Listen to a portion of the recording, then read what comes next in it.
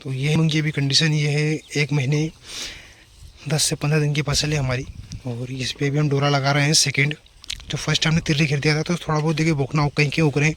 बोकना तो भाई हर्बिसाइड से भी नहीं बढ़ रहा यार। तो कोलपा लगा रहे हैं पास, जो कि क्या करेगा कि अच्छे से मतलब इसको खरपतवार को काटेगा और मिट्टी में मतलब क्या वो वृद्धि होती है। आप ऐसा नहीं कि स्प्रे करने से ही फसल जल्दी, नहीं यार। ऐसे आवाज़ घेरने से, लांडी घेरने से, डोरा चलाने से आपकी फसल तेज़ गति से लेती है, क्योंकि देखिए मिट्टी में नाइट्रोजन की स्थितिकरण अच्छे से होता है इसमें। तो आज 14 अप्रैल 2025 है और ये काम इस गतिविधि पे चल रहा है। मूँग देखिए, मूँग की कंडीशन किस प्रकार से, हमने इसमें यूरिया खाद भी डाल दिया है जिससे कि नाइट्रोजन की क्षमता बढ़ेगी। और ये करने से क्या होगा कि देखिए कहीं खरपतवार लगे हुए थे ना, उगे हुए थे बाद नेक्स्ट, तो भी उखड़ चुके हैं। तो अब निंदाई की अवस्था बिल्कुल भी नहीं रहेगी अब।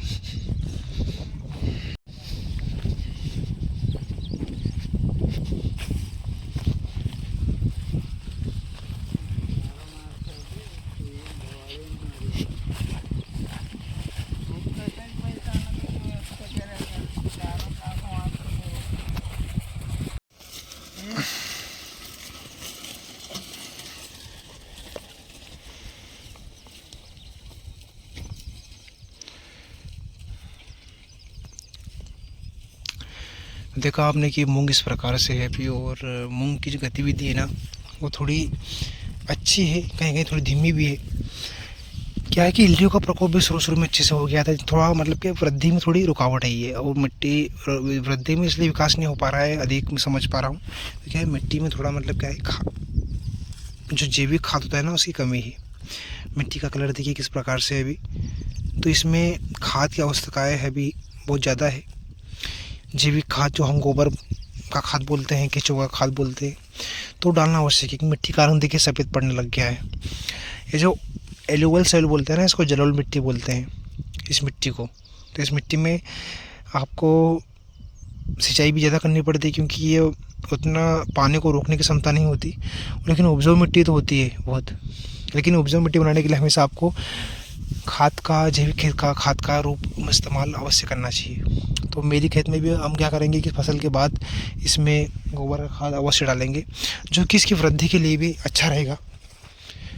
देखिए इस प्रकार से मूंग है, कहीं कहीं मतलब थोड़ा ज़्यादा उगने लगी है, क्योंकि देखिए हमने ना डोरा बार बार चला रहा है, जिससे क्या है इसके अंदर नाइट्रोजन बढ़ा रहेगा तो पौधे की विकास जल्दी होगी।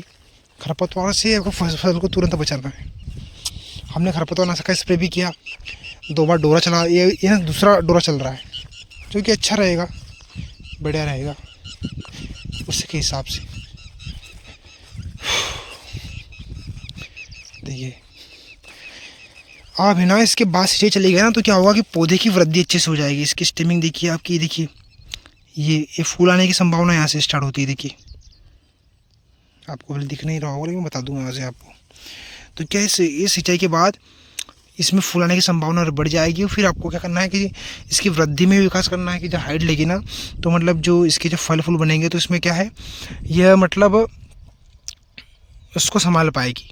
ये हाइट नहीं रहेगी तो मतलब पौधे फूल भी कम आते हैं, कि वो है ना पौधे पर ज़्यादा स्ट्रेस नहीं पड़ता की बात थी अभी। और अभी मैं डोरा लगा के घर की ओर रवाना होता हूँ।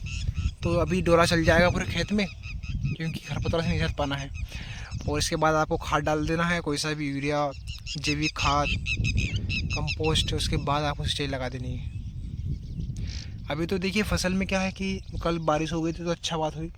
बारिश होना तो एक समझ लो कि एक आप समझ लीजिए कि इसमें आप एक स्प्रे ही कर रहे हो कुछ टॉनिक का, तो ये संभावना हो जाती है अच्छी कि आपकी फसल पर जोरदार हो जाएगी। यहाँ की जो पौधे की वृद्धि है, और आप उधर देखिएगा तो उधर कम हाइट की ना, तो यहाँ इतना पौधे की हाइट कैसे ले रही है, मतलब इतना घेराव कैसा है। तो देखिए यहाँ पर हमने गोबर खाद डाला था यहाँ फसल बोने से पहले। तो ये गोबर खाद जैविक खाद है, जिससे कि क्या होता है कि पौधे की देखिए कितना शानदार ये वृद्धि कर रहा है, कितनी शानदार इसकी ब्रांचिंग है, कितना अच्छा फुटाव है इसका। तो जैविक खाद हमेशा आपको खेत में डालना है। 1 साल में 1 बार अच्छे से डाल दीजिए पूरे खेत में, तो मिट्टी क्या है उपजाऊ बन जाएगी आपकी। और वहाँ कहीं कहीं दिखेगा तो वहाँ पर मतलब खाद नहीं पड़ा हुआ है, जिस कारण से क्या है कि पौधे की विकास नहीं हो पा रहा है।